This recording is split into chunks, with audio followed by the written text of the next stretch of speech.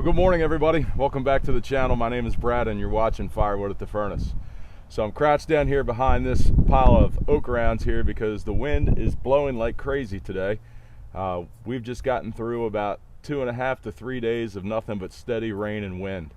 It was kind of like a nor'easter that came up through Maryland here this past week, and we got a lot of rain. So the yard is muddy, but fortunately these logs that we need to get bucked up are right out front here.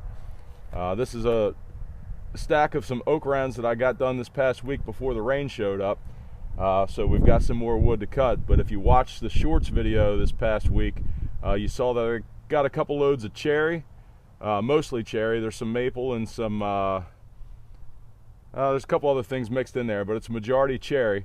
And I'm going to spin you around here and show you that. We're going to run some saws today and get some more wood bucked up, so stick around.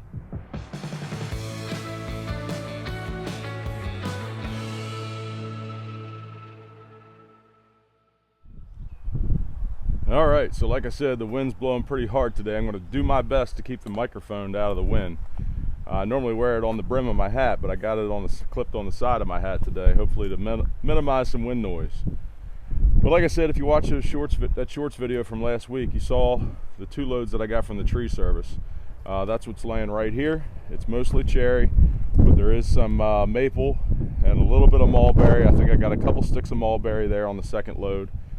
But all this right here is my goal to get bucked up today, these 2 loads. Yeah, see, there's the two sticks of mulberry back there that I got. But mostly cherry. I had them pick through that for me.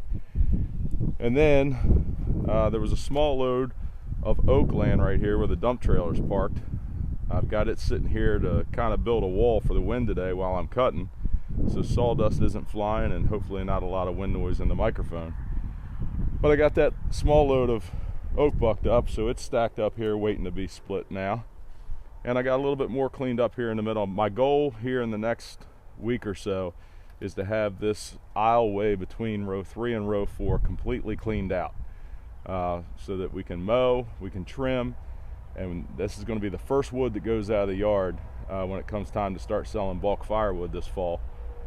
So I really want to get this area cleaned up here, and then really get aggressive and start cutting on this barkless ash that's been laying over here for a while. But today we're going to do this cherry and this maple. So let's get the saws warmed up, we'll get some wood marked up, and get some cutting action. So if you're new to the channel, I run 2 steel OEM saws, and I run 2 Farmer Tech clone saws that I built from the box of parts. And the 2 steel saws that I run are the 261, the MS360, and the clone saws that I run are the 460 and the 660. Since I put the 460 together, I haven't really used the 660 a whole lot. Most people that do firewood have no use for a 660, but you can watch some of my other videos and see why I built that, just for fun and to learn about how the saw operates. It's a pretty cool, fun project if you've never done one. But those are the saws we're going to run today. We'll get them warmed up. I'll get some logs marked up and see how well they run.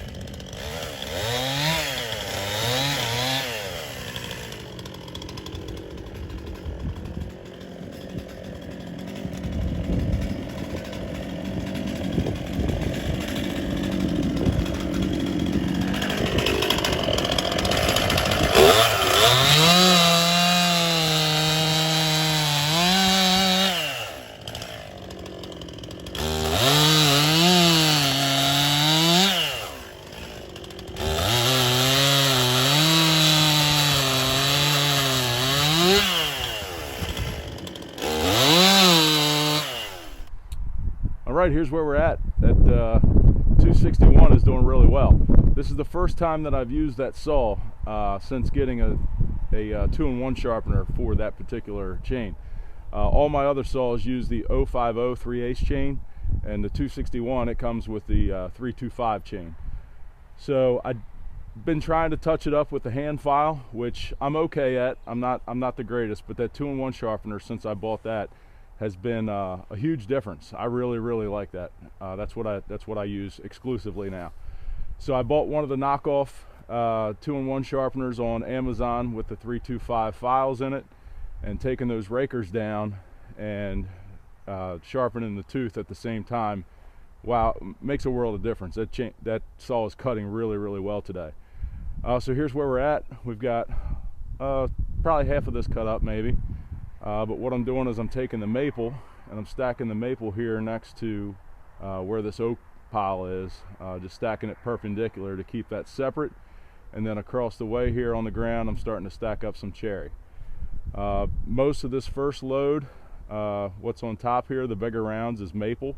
So once we get this maple work through, we'll get down to all cherry. You can see it down there on the bottom.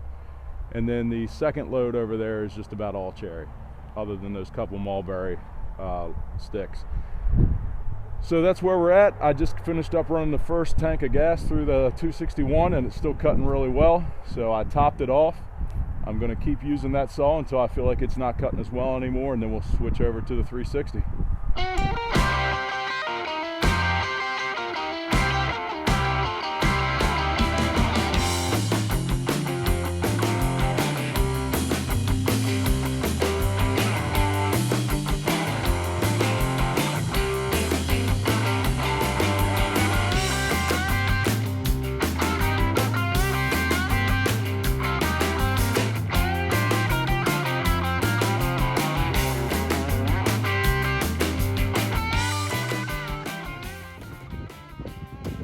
I gotta bring you over here and look at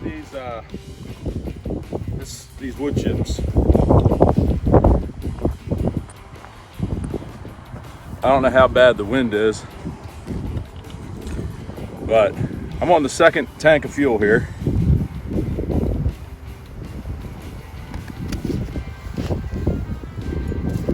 And these chips are just still awesome.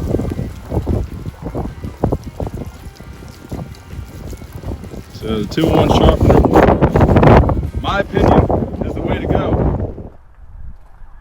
Where there was once 2 loads of wood, they're now all bucked up, and I even did some raking. Raked up a lot of the scraps and some sawdust. We ended up with this stack of maple.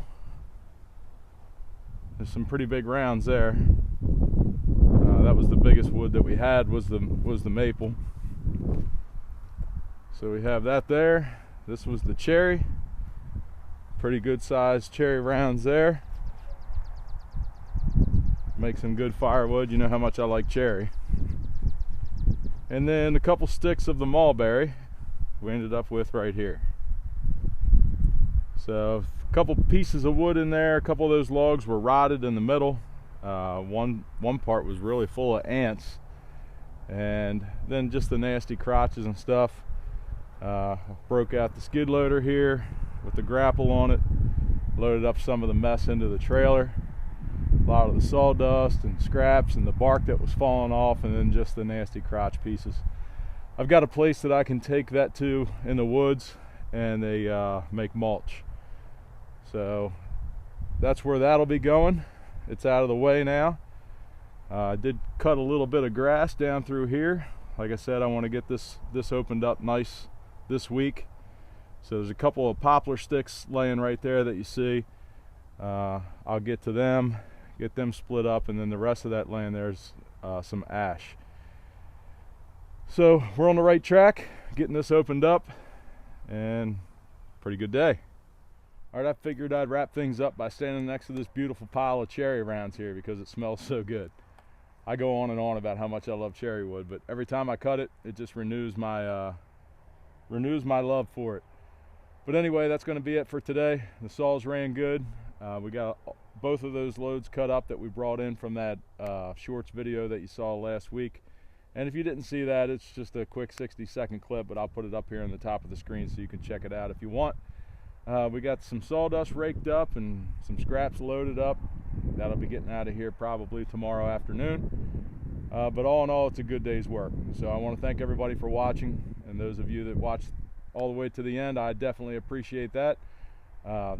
Check out some of the other videos here at the end. As always, thank you for watching. Have a great week, and we'll see you next time.